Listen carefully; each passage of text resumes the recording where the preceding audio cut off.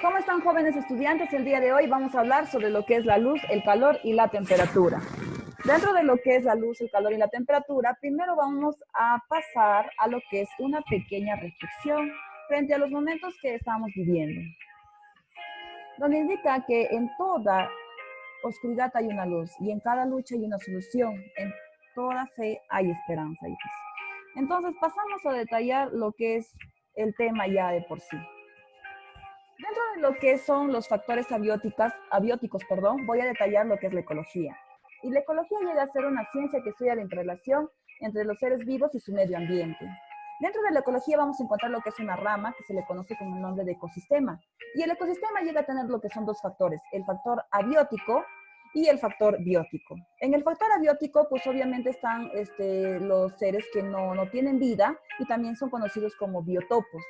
Estos biotopos, pues, prácticamente llegan a determinar el desarrollo de los seres vivos. Y tenemos aquí a lo que es la luz, el calor, el agua, el aire, el suelo, las rocas y el clima. Para ello vamos a empezar con lo que es la luz. Y la luz llega a ser una forma de energía capaz de excitar el nervio ocular y originar la visión. Y para ello tenemos que ver las teorías sobre el origen de la naturaleza de la luz. Y dentro de ellos tenemos a la teoría corpuscular, que ha sido planteada por lo que es Isaac Newton. Isaac Newton nos indica que la luz se propaga en líneas rectas y en todas las direcciones. Y se va a distinguir que este comportamiento es a nivel de corpúsculos. Y esto le permite explicar a Isaac Newton sobre el fenómeno de lo que es reflexión y el fenómeno de refracción. Es más, Isaac Newton se atrevió a decirnos que la velocidad de la luz en el agua es mayor a la velocidad de la luz en el aire, cosa que hoy en día es totalmente falso. Ahí va el error que cometió Isaac Newton. Pasamos a lo que es la ondulatoria mecánica, que ha sido planteada por Christian Huygens. Christian Huygens nos indica que la naturaleza de la luz es ondulatoria, pero que ésta tiene un comportamiento muy parecido a las ondas del sonido, y si tiene un comportamiento muy parecido a las ondas del sonido, es muy importante señalar que se necesita de un medio elástico. Por ejemplo, el aire es un medio elástico, pero muchos dicen, Misquiabet, el espacio no es un medio elástico, entonces la luz no se puede propagar. Es donde ahí viene pues el primer error de Christian Huygens, el cual dice que el universo estaba constituido por éter, motivo por el cual la luz podía propagarse en el vacío. Pasamos a lo que es la teoría ondulatoria electromagnética, planteada por James Maxwell. James Maxwell nos indica que la luz es muy parecida a la que tienen las partículas gamma, a las que tienen las partículas alfa, a las que tienen las partículas beta y entre otras más. Continuamos con lo que es la teoría de lo que es dual o también conocido como teoría cuántica. Aquí hay un comportamiento ondulatorio, sí, como prácticamente el anterior, pero este comportamiento está repleta de partículas, o sea, estas de acá se llegan a propagar discontinuamente. Cada una de estas partículas se le conoce con el nombre de fotón. Y el fotón pues, prácticamente llega a ser un paquete de energía. Aquí tenemos a lo que es la teoría más aceptada, cuántica, de Max Planck, o simplemente pues ha sido reforzada por Albert Einstein. Continuamos. Aquí tenemos también a lo que son las propiedades de la luz. Entre las propiedades de la luz tenemos pues a lo que es la reflexión, la refracción, la difracción y la dispersión.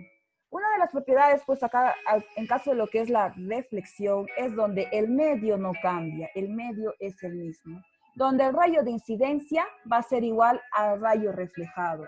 La velocidad tampoco cambia, por lo tanto los ángulos son iguales y por lo tanto las tetas también son iguales, ¿ya? Pero no siempre. Por ejemplo, en caso de lo que es la refracción, aquí encontramos ya lo que son dos medios, el agua y el aire. La velocidad aquí sí va a cambiar, ¿ya? El teta de acá arriba, por ejemplo, es más grande que el teta de acá abajo. Entonces, el rayo de incidencia va a ser prácticamente mayor al rayo refractado.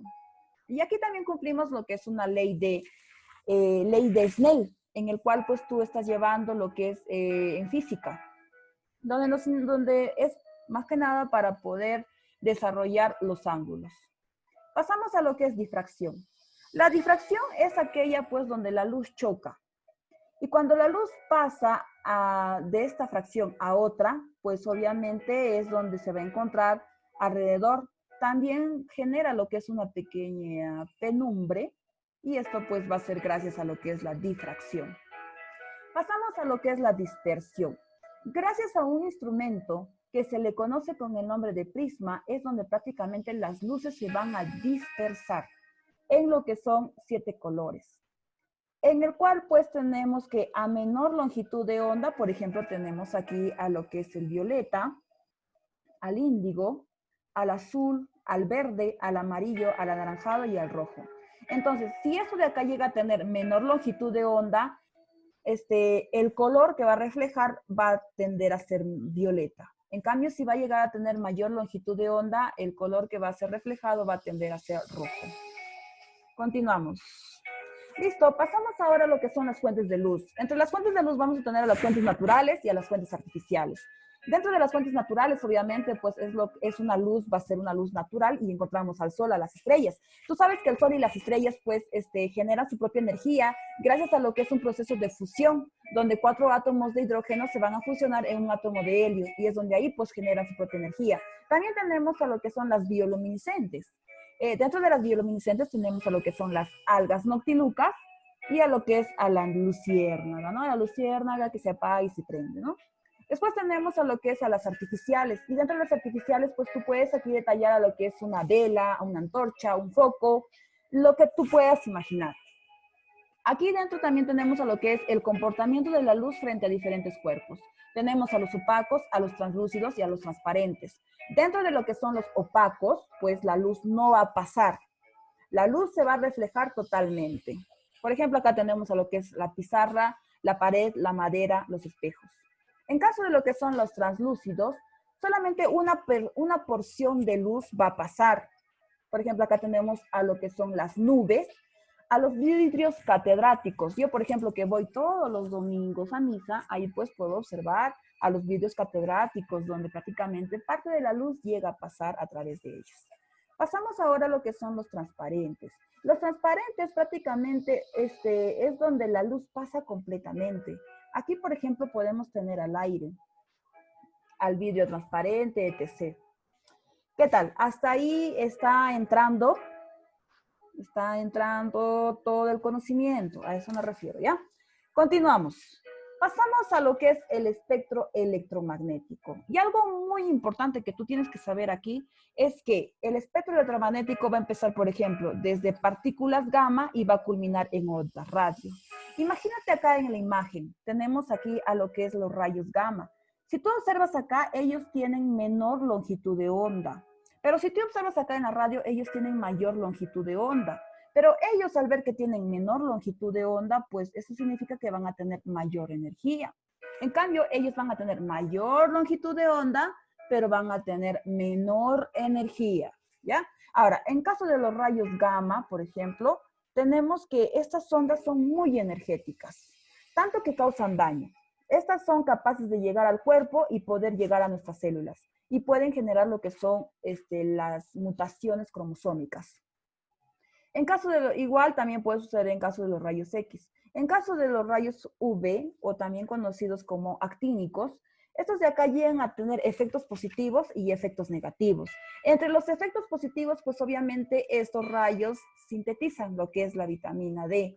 Entre los efectos negativos, pues prácticamente estos rayos nos generan lo que son los famosos melanomas, los eritemas, inclusive cáncer a la piel. En caso de lo que son aquí los rayos visibles, aquí encontramos pues a lo que es la luz. Y la luz, jovencitos, no calienta, no daña, no genera mutaciones, no. La luz, lo único para que sirve es para poder ver. La luz no quema. La luz llega a tener una longitud de onda desde 400 nanómetros hasta 700 nanómetros. Después pasamos a detallar a lo que es los infrarrojos. Los infrarrojos son aquellos pues, que prácticamente generan calor. Estos prácticamente cuando tú vas al patio y te vas a ir a solear, prácticamente te están llegando estos, lo que son los rayos infrarrojos. Pero no es que significa, a mi cita me llega solamente los rayos infrarrojos y el resto no, no. Tiene que venir con todo el paquete, pues hijos. Tiene que venir con los infrarrojos, los visibles y los ultravioletas, hasta inclusive los rayos gamma.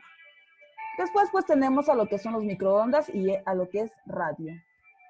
Ahora, acá vamos a ver un poquito sobre lo que es la influencia de la luz en los seres vivos. Y la influencia de la luz en los seres vivos vamos a ver un poquito cómo sucede en lo que son las plantas y cómo sucede en lo que son los animales. Dentro de lo que son las plantas, pues tenemos a lo que es el fotoperiodo.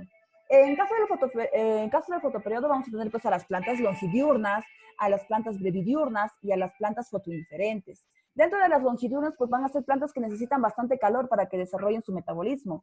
En caso de las brevidiurnas, son aquellas que van a necesitar poca luz para que puedan tener pues su proceso metabólico, como en el caso de la papa.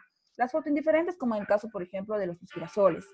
Ahora, acá tenemos a lo que es el fototropismo. El fototropismo llega a ser un estímulo que tiene la luz sobre algunas plantas para poder estimular su desarrollo y crecimiento. Por ejemplo, aquí tenemos fototropismo positivo, en el caso de las hojas y del tallo. Y la fotonastia es el estímulo que es capaz de generar la luz sobre algunos organismos para generar movimientos. Por ejemplo, aquí tenemos que hay flores que se abren y se cierran. ¿Por qué? Por ejemplo, aquí tenemos pues acá lo que es el girasol. Ahora, en caso aquí de los animales, tenemos a lo que es el fotoperiodo. El fotoperiodo, como ya te expliqué, es la cantidad de luz que requiere un organismo para culminar sus procesos metabólicos. Como por ejemplo, aquí pues algunos animales migran y algunos animales también pues realizan lo que es la reproducción, ¿no? Mejor. Acá también tenemos a lo que es la citocinesis. La citocinesis, hijos, prácticamente, si va a llegar a ser positivo, es porque prácticamente aquí el organismo está adaptado a mucha cantidad de luz. Por ejemplo, nosotros que realizamos nuestras actividades de día, bueno, algunos de noche, aunque claro, hay veces, chicos, chamba es chamba, ¿no? O sea, me refiero a las personas que de repente trabajan en grifos, a eso, ¿ya? En cambio, si es citocinesis negativa, pues vamos a tener a los animales que prácticamente elaboran sus actividades de noche, ¿ya? Ahora, pasamos a lo que es mimetismo. Y los mimetismos, pues aquí está, es la capacidad que tiene un organismo de camuflarse. Y lo hace en una célula especializada que se le conoce con el nombre de cromatóforos, ¿ya? Continuamos, hijos, rapidito, el tiempo se nos va. A ver, pasamos a lo que es el calor. En el calor encontramos lo que son efectos. En caso de los efectos, lo más importante que voy a detallar es la dilatación. Y la dilatación es el aumento de tamaño. Y tenemos tres tipos de dilatación: la lineal, la superficial, la cúbica o volumétrica. La lineal, por ejemplo, en el caso de lo que es una flecha, ¿ya? Esta flecha, cuando se ve expuesta a lo que es el calor, va a tender a dilatarse. En caso de la superficial, muchos de ustedes deben conocer, por ejemplo, las canchas de fútbol, que tienen 6 cuadraditos, y en cada cuadradito encontramos espacios. ¿Por qué se ve esos espacios? Porque justamente esos también van a tender a dilatarse. Eso es un ejemplo de una dilatación superficial. En caso de una dilatación cúbica o volumétrica, podemos observar, por ejemplo, cuando tu pelota o tu globo se ve a tener el aumento de tamaño cuando se ve exhibida en el calor. Pasamos a las formas de propagación del calor. Entramos aquí a la conducción, a la convección y a la radiación. Dentro de la conducción se va a dar en cuerpos sólidos y en cuerpos líquidos. En cuerpos sólidos, como por ejemplo en el caso de esta figura, y en cuerpos líquidos, como por ejemplo cuando metes tu mano en agua caliente. Eso es conducción. En convección, por ejemplo, se va a dar en la mayoría de cuerpos líquidos y gaseosos. En cuerpos líquidos, como por ejemplo cuando tú haces hervir lo que es agua. Primero se va a calentar la base y así es como estos fluidos van a pasar a calentarse totalmente. Eso es convección. Y radiación, pues cuando se transmite mediante ondas a través del aire. Como por ejemplo cuando tú prendes tu fogata, ¿ya? Y ahí estás pues con tu amiguito que te dice full mentiras y tú le crees, ¿no? Entonces, pero igual te estás calentando, ¿verdad? Entonces, ese es un ejemplo de lo que es radiación, ¿ya? Continuamos. Pasamos a lo que es a detallar lo que es la temperatura. Y la temperatura, pues, es aquella que mide el movimiento de las moléculas. Y esta temperatura llega a tener un instrumento que se le conoce con el nombre de termómetro, ¿ya? Dentro de la temperatura vamos a tener, pues, lo que son los homeotermos o endotermos. Endo viene de dentro. Es porque estos organismos son capaces de regular su propia temperatura. A estos organismos también se le conoce como animales de sangre caliente. En cambio, los poiquilotermos o ectotermos, que son externos, ellos no regulan su temperatura. Ellos tienen que esperar del medio ambiente para que puedan calentarse. Y a estos también se le conocen pues como animales de sangre fría. Los euritermos son aquellos que soportan grandes cambios de temperatura, como por ejemplo la mosca, que llega a soportar desde 5 grados Celsius hasta 45 grados Celsius. Entonces imagínate, las mosquitas están por todo lado, hijas, por todo lado. Después pasamos a los estenotermos. Estenotermos viene de la palabra estrecho. Entonces quiere decir que son aquellos que soportan pequeñas cantidades de temperatura, como en el caso del pez antártico. Este pez antártico pues llega a soportar una temperatura desde menos 2 grados Celsius hasta 2 grados Celsius, ¿ya? Ahora, te preguntarás, ¿quiénes se encuentran, quiénes son los que son homeotermos? Los homeotermos en su mayoría pues llegan a ser los mamíferos y también lo que son las aves. En cambio, los poikilotermos en su mayoría llegan a ser los peces, los anfibios, los reptiles, ¿ya? Listo, chicos. Gracias, espero la clase les haya servido. Ya saben, elaboren sus prácticas, sus FASTES, sus resúmenes. Eso ha sido todo. Hasta la próxima, hijos.